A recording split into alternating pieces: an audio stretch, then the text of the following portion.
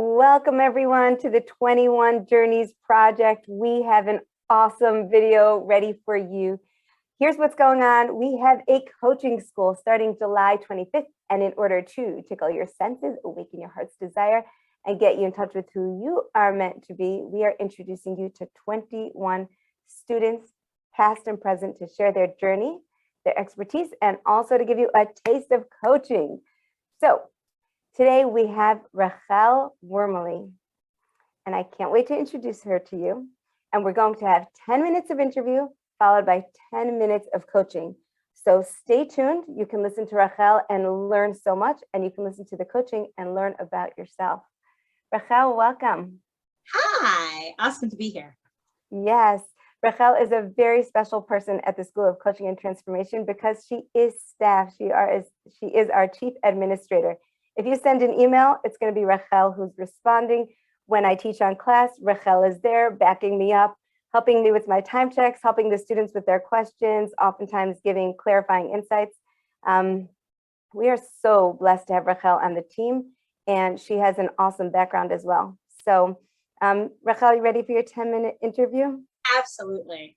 Okay, let's head right in. Tell us about yourself. So, yeah, I love the way that you brought it in, that I work with the school, and I really love that part. And I think that what I bring into the school is me in a nutshell, which is I love clarification. I love when things are very well understood, simplified, there's no messing around with it. And so I get to bring that to the students, and just on the back end, how the school runs, and on the front end, giving support to students so that they could really feel like they're grasping whatever's going on. Yeah, I think you said that really well. You bring structure to the flow, and yeah, it's quite beautiful. So what's your favorite part about this job? Other than being on the ground floor of something awesome, which I think just has so much giddy funness to it. Yeah. I'd probably have to say the best part of this job is being able to witness how the women are, even before the first class, when I get to speak with them and answer their questions about before they even join, and then seeing them join, and then speaking to them towards the end at graduation, and just witnessing this woman was here the whole time, and I saw her on day one when we spoke, and now she sees her, and that just makes my heart swell. It really just does. Oh, yeah, that's why it's one of the reasons why I'm so grateful to you, because I know that on your end, you're thinking structure, stability, safety, which I love, but as important to me is that you really care about the students. You're tracking them, you're watching them grow into these incredible coaches and women, and you're in it with them. Yeah, that's awesome. So what's interesting about you, Rachel, is that you have a whole background in healing, trauma, somatics, etc., that you bring to the table and that you add to the discussion. Can you tell us how you got into that? Yeah, so it kind of happened relatively organically, way back from when I got my university degree, which was in applied kinesiology, sports medicine. Even before that, I was a paramedic and involved in just a lot of different aspects of health, wellness, personal training. And it was just something that always intrigued me, especially the combination of mind, body, soul, that you can't fix a sprained ankle if you have a bad walking gait. And so it's just the idea that, the knee bone's connected to the thigh bone philosophy, and then it connects to the brain and the nervous system as well. So all of that was just, I love looking at the wholeness of something. I guess that comes with my clarification. I like seeing the details, but I love seeing how all the details come together to create something bigger and more magnificent when you put all the pieces together. And then, yeah, from my own personal healing work, I was very drawn towards the fact that we could heal ourselves from traumas, from extreme severe injury, from mental health challenges to a large extent, and really find the balance in wellness. Even if we're not eradicating whatever our challenges are, we could still live healthy, wholesome lives. I love that. Could you please define heal ourselves versus get healing or go for treatment? Oh, absolutely. The difference is like day and night. So go for treatment is like if someone, God forbid, has strep throat, they go to the doctor, they get antibiotics, they are getting healed through the medicine. They are doing nothing on their own. Anything they do, rest, drinking warm water is going to help, but it wouldn't go away without the medicine. Whereas in this respect, coming to a wholesome wellness place of living life and healing ourselves means I'm doing the work. Anything else, the medicines, the therapy, the coaching, the modalities all support the work that I'm doing instead of me supporting the work that they're doing. Awesome clarification. Yeah. Wow. It's proactive. Very. Yeah, It's proactive and intentional. You can't fall into this work. You have to want to be there and keep wanting it even when it's hard and it seems out of reach and it seems occluded or hidden. It's just knowing that there's something there and I'm not going to stop until I get it. Yes, I love that spirit. Can I ask you a question about you? Yeah. Yeah. What has been your, like, one of your biggest, I didn't know I could get there, but I got there moments? Oh, there have been a lot. Probably the biggest, I never thought, or no, more accurately, probably the biggest, if I could go back and tell younger me something, yes, it would be there will come a time and place where you truly love who you are and don't compare yourself with others. That was probably the biggest thing. I never thought I'd have a life where I wasn't just always in competition comparison mode.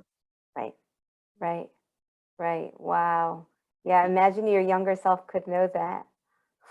If you have a tip for people, a tip to coming to that place of your focus is on yourself. Everyone gets to be them. There's no comparing. You just are you and you love that. What would you say? I would probably use the example that you've heard me use before, which is that growing up, I often heard the comment, oh, they broke the mold when they made you. And it was said in a very derogatory, very often I took it hurtful way. And in my work and work with myself, I've actually completely taken those words to become the most empowering statement possible, which is they broke the mold when they made me, or miraculously Hashem broke the mold when he made me, because there is never, was never, will never be anyone meant to be me in this lifetime. So he didn't need the mold anymore. Woohoo! Yeah, that's for sure my biggest. Beautiful. Beautiful. It's so beautiful. By the way, this is a really deep healing gift and insight that Rachel just gave you. When you are willing to do the work of stepping into wholeness, then you can literally rewrite the narrative so that even something that hurt you for years can become the source of your greatest power. So think of it right now, whatever they told you or whatever like you held as that sentence, maybe it's true, just in a way that you had no idea about. How awesome is that? It reminds me of when I was about 12 and my sister said to me, Riff, people say you're really complex. And I didn't know what complex meant, but I knew it wasn't nice. And now I'm like, I'm really complex. Yeah. Oh, yeah. Oh, yeah. That's a good thing. Awesome. Yeah, that's like a creative spirit. Yeah, if you're not complex, I don't know. Who's not complex? Exactly. Oh, amazing. Let's do one more piece, can we? Sure. You have a lot of experience with the nervous system. So this is actually something that I became more familiar with because we work together so often, which is that every time you have trauma, it's going to affect your nervous system. Basically, all of life is affecting your nervous system, which is your state of calm or your state of danger, hyper alertness, awareness, protection, etc. And where we want to get to is the state of inner calm. And that calm is even on a physical level. It's all taking place physiologically as well as emotionally. So I wonder if you can just give the audience one takeaway that they can have to understand how the nervous system works in our daily life and how to work with the nervous system in our daily life. Oh, totally. Okay. I'll use one that I've actually used a lot with my clients, with people that I work with, which is our nervous system is like the most super pendiumed, Elon Musk has nothing on this upgraded computer system in the world.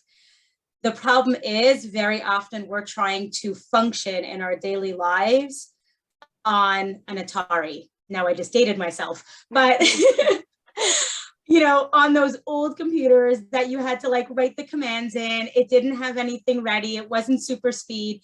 And so in order to function optimally, you have to upgrade the software and the hardware, not just one. It has to be both. And when we address our nervous system and the computer gets those upgrades, whether it's learning, you know, about our past and how, like we just said, you know, you could rewrite the narrative, whether it's learning how to find balance emotionally and regulate ourselves on a physical level, whether it's mindful eating, whatever it is, then that computer is now working at the speed of the world that we're living in. And so everything becomes available to us. That is sweet and delicious. It's like you're bringing yourself into optimal functioning. Yeah, yeah. So what's one way that people can bring themselves closer to optimal functioning? The funniest thing is the best results come from the simplest actions, and it's breath. It's just learning how to be in touch with our breath, even just not changing it. But if we just close our eyes for 10 seconds and observe, how am I breathing? Am I holding my breath? Is it shallow? That's how we nourish our body. And so just through our breath work, we can automatically slow everything down or speed it up energetically or relax just through our breathing, which we need to do in order to survive. Yeah, huge, huge, huge. If you've not worked with your breath, it may sound really foreign. You've probably seen a sign somewhere that says breathe, exhale. But working with the breath is actually, it's for me, it's been amazing. And when you come to school, you'll see, to coaching school, you'll see that we do these exercises. They're really self-development exercises, and you can take those and apply them to coaching. It's very marvelous.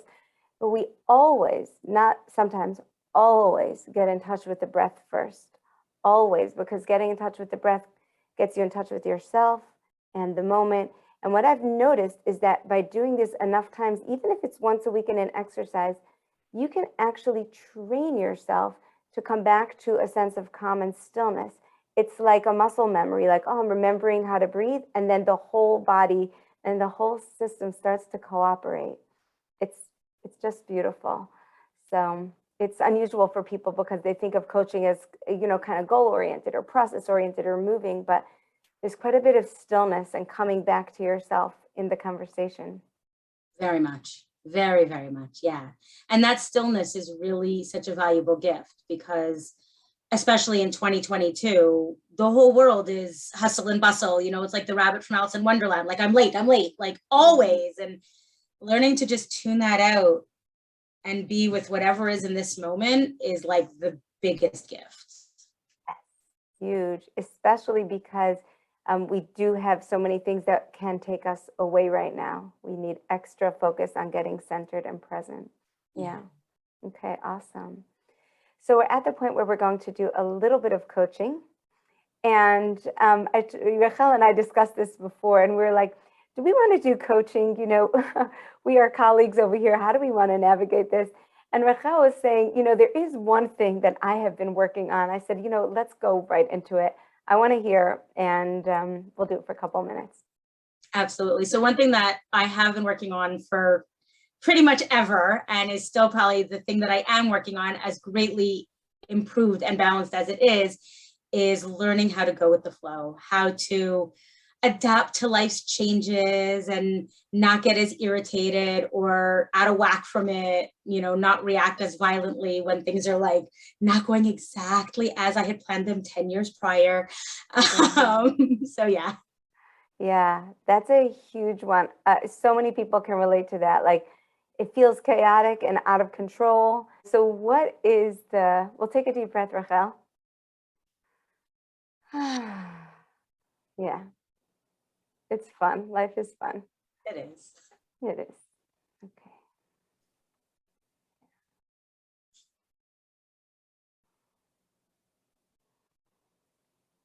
So my question for you is, what are 3 benefits of going with the flow?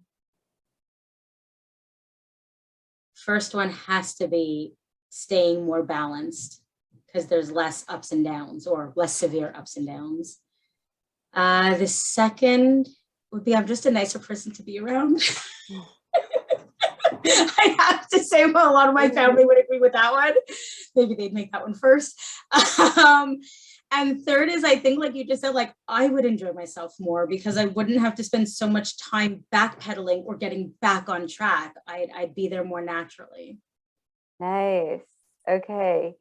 Wow. So you'd be more, what was that first one? I almost lost it. I meant to write it down. Just more naturally in the balance, in the middle. You'd be in the balance, you'd be nicer to be around, and you would enjoy yourself more. Yeah. So if you could take this gift of go with the flow with these 3 aspects of it and like put it into a package and gift wrap it, see that in your mind's eye, and open the wrapping. What does it physically look like? It's a thing. You're so gonna laugh at this. Okay. It looks like a little avatar of you sitting on my shoulder. There's a little Rachel. No, it's a little Rivka Malka sitting on my shoulder. No. Because that's one of the biggest gifts I've received from working with you. Oh God. Is learning how to be in your flow, because that's part of our relationship and our dynamic. So like whenever I think of like, I really ask myself that, like something's horribly not going as planned. And it's like, what would Rivka Malka do? She'd breathe and laugh and go with it. Yeah. Oh my gosh. Rachel, this is like a big moment on like live, because honestly, I'm always telling you how valuable your structure and stability and time checks are for me. And little did I know that you've been dealing with the chaos. Yeah, that's awesome. Okay, so a little Rivka Malka avatar. I hope she's got something pretty on. Always. And I'm going to ask you another question.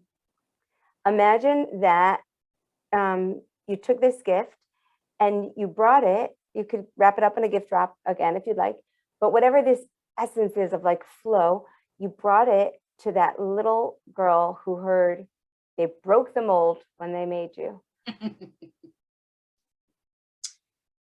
What would be possible for her? I think she would have grown up knowing that it's okay to make mistakes. I think that would have been the greatest gift in going with the flow, is she doesn't have to be perfect. Right. Yeah. She doesn't have to be perfect. Yeah. Like that. Yeah. So if you want to, you can give her that gift now and just imagine yourself carrying it all the way up to the present, like a new infusion, as if your wiring is changing right now. You can breathe into it, that in your breath, in your being, that it's okay to make mistakes. You can relax. You can go with the flow and have a nicer time. Yeah. Very grounding as an overall energy. Okay. That's interesting, right? Yeah. Yeah, because you think it's like chaotic energy, but for you, it's grounding. Yeah, because it takes my tendency towards more, I guess, rigidity and excessive structure, and it literally gently nudges it back towards middle, which is where grounded is. Right. Right. And you're all about the balance. Yes. So if you know Rachel, you know she's all about the balance. So yeah, so this is an awesome balancing piece. Yeah. Yeah. Okay. Anything you need to say to wrap up? No, just that it's I love these little nuggets. I really appreciate just that little extra focus on the lens. Like it was there, I saw it, I had it, yeah. I kind of was holding it. Now I've definitely got it. Like that. Nice. I never grow tired of those ever. They're awesome. I tell people, like, usually I say we're going to be in dignity because this is personal. We don't want people to do heart surgery on camera. But even the top layer of a little bit of supportive insight is so delicious. Yeah. Thanks for receiving it. Thank you. Thank you for all listening and being here and watching this. And I hope I get to meet some of you guys in our school. Yes, we start July 25th. Come and you can get trained as an incredible coach. And you can also go on an amazing journey towards yourself. You can choose from training once a week or twice a week. You'll see all the details on the website, and we can't wait to see you there. Absolutely. Thanks. Take care. Thank you. Bye-bye.